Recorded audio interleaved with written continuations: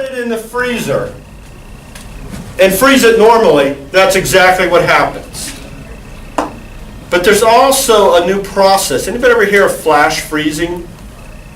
Flash freezing is when you basically take it to freezing within like a minute or two. They've got special machines to do that. Something magic happens. Instead of the water expanding, it freezes so quickly it doesn't have a chance to expand. If you took your water bottle and flash froze it, it wouldn't blow up like it does in the freezer. The time that it expands, you just doesn't have enough time to expand. It freezes before it can expand. So if you take that principle and apply it to fish, and you flash freeze it, then the water doesn't expand and break the cells. And theoretically, you can thaw that fish out, and even TJ may not be able to tell the difference. How do I know this? Has anybody ever eaten food that's flash frozen and then reheated? Has anybody ever eaten at Olive Garden? Anybody ever eaten at Panera? Had the soup? Guess what? That's all been flash frozen. Where I'm going with this is the hospitals learned how to do this. They said, okay, we're going to cook it at a central facility, but we don't want the quality of the food to go down. So we're going to buy these things called flash freezers. You take the food into this walk-in kitchen, you walk out, you push a button, really, really cold air rushes in directly on the food, and it takes it basically to frozen in about a minute. You don't want to get caught in there, trust me. Okay? And then you take it out, you send it out to the different locations. They have a special reheating method that they do.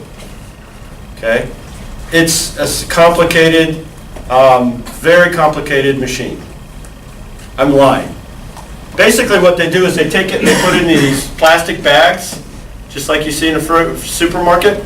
And when they're ready to cook it, they just get a big pot of boiling water, throw it in there for 2 minutes, cut the bag open, pour it out. Fettuccine Alfredo at Olive Garden. Swear to God, that's how they do it. Okay? The good news is most of you can't tell the difference. Absolutely guarantee you can't tell the difference. Even with things like steak and fish, if they do the process correctly, most people can't tell the difference. They usually stick to things like soup and liquids because it works better. But again, there are some restaurants out there that are absolutely fettuccine Alfredo, spaghetti, all of that, Olive Garden, a lot of the Darden restaurants use that type of stuff. Sauces, okay? So I think that's pretty cool. And it helps keep the costs down because now, like I say, the hospital, right, they only have one staff. And instead of having 5 staffs, they just cook 5 times as much food. They flash freeze it and they send it out and they reheat it, and you're probably none the wiser. Does anybody know what this process is called? And the French actually did it. Another thing the French. Sous, S-O-U-S, vide, F-I-D-E. Sous vide. Has anybody ever heard that? You heard of it? Okay. That's the process, sous vide. We just call it flash freezing because we don't want to give the French credit there, so we say it's flash freezing. Okay. But that's how a lot of things are done. Now, what is the unintended consequence of that? Well, first, that's the first unintended consequence, where we actually did this for healthcare, but then the restaurant industry looked at it and said, hey, we can do that, we can keep costs down. But what's the real, I want you to think really deep on this. What's also the unintended consequence, a good one, of having the centralized process, the sous vide, the flash freezing? Loss of nutrition from the freezing? I don't know enough to say yes or no, but I would guess that there's probably something to that. Look it up and let me know. No, I'm serious. You're probably right, yes. Conserving land and like probably factory space, you don't have more than one like production area, then you don't have some cost probably. Yep. Good. Any other? Kind of creates a whole industry for companies like Cisco that provide food for like large-scale restaurants. I agree. Any others? Okay, here's what I like about it. Okay, think about this. Is anybody think that Olive Garden is the best Italian food in the world? No. I mean, I love Olive Garden. You know, why do you go to Olive Garden then? Consistency. Consistency. You're exactly right. Think about this. Before we did this, there was a good chance you showed up to one Olive Garden, the food would taste one way, and you show up have you ever gone to a restaurant and ordered something, usually like a private restaurant, you order something one day and you come back a week later, you order it again and it tastes differently? Doesn't that kind of like make you mad? You want consistency. Now if everything is prepared basically the same way, almost in the same kitchen, it ensures consistency. If you go to Panera in Columbia, South Carolina, or Oakland, California, the French onion soup is going to taste exactly the same. If you go to Olive Garden in New York or Pasadena, California, it's going to taste exactly the same. And it's not going to be the best meal in the world, but it's going to be consistent. I have never gone to an Olive Garden and said, that tastes different. Does anybody? If it has, they screwed up. Okay? So again, it's not the best Italian food in the world, but it's consistent. And I tell you what, I'll take consistent a lot of times over, okay, you know, I'm going to risk this. I could have a real great meal, or I could have a terrible meal. Yeah, I'm going with the safe bet, right? That's why Papa John's and Domino's and Pizza Hut all stay in business. Is it the best pizza in the world? No, it's actually, when compared to some of these mom and pop places, it's really substandard. But when you order it, you know what you're going to get, right? So I think that's cool. So all right, so healthcare facilities, that's another way to go. Oh, I've got another thing for you. Here's another great job to have. Okay, and I've done this actually with about 4 students. And so this might describe you, okay? And you don't have to raise your hand, I don't want to. But there's a lot of students that come to the University of South Carolina, you know, in middle school they were tops, and in high school they were tops, and they say, I'm going to be a doctor. I'm going to be a doctor, I'm going to be a doctor. Family says I'm going to be a doctor, I've always wanted to be a doctor, I'm going to be a doctor. And then they come to the University of South Carolina. And then they take things like chemistry and molecular biology. And what happens? They crash. Okay? Now, I'm not, you know, for various reasons, some people are just not cut out to be a medical doctor. And some people, I mean, are really despondent about it because their whole life was planned out in front of them.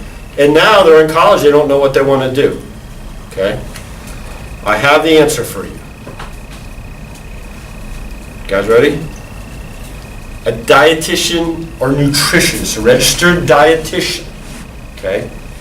You can take all that science that you learned in high school and get a career, and especially hospitals will pay you very well to be a registered dietitian. If you love food service and you love science, those are the 2 things you need. It is a sweet, sweet job. In fact, when doctors are working 48 hours straight in the emergency room, you're coming in at 9 and going home at 5 and having the weekends off. And you're not getting paid what they're getting paid, but you're pretty close actually. And you've got a really nice lifestyle. We need registered dietitians out there. They're part of the healthcare system of getting people to have, you know, to recover and improve their lives. And so if you're kind of falling in that category of, man, I always want to be a doctor, I can't, here's still your opportunity to go into the healthcare industry, to have a great paying professional job, and have a pretty good lifestyle. Now, I will say this though, you can't just stop at getting your undergrad. You got to go on and get a master's in order to get an RD. But once you do that, I tell you what, you're easily in the six figures. Easily in the six figures. And you've got, like I say, you got your weekends off and pretty good lifestyle. Okay? So if you're interested in that, come see me and talk to me. We'll get you going in the right direction. Okay? Anybody have a friend that's like, yeah, I'm going to be a doctor, and then they come and they're like, can't pass, molecular biology or whatever. You know My about that? cousin is a registered dietitian. Is he? Yeah. What's he think? I mean, she loves it. Oh, it's a she, I'm sorry. Yeah, she actually lives right over in Casey and works locally. Yeah, she's got a good life? Yeah, I mean, they have a beautiful house. She makes decent money, so. Weekends off? Yeah. There you go.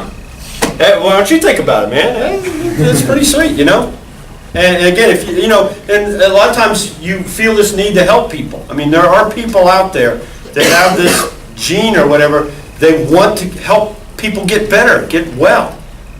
But maybe they're not going to be a doctor or they're going to be a nurse. Man, registered dietitians, way to go. Thanks for jumping in there. All right.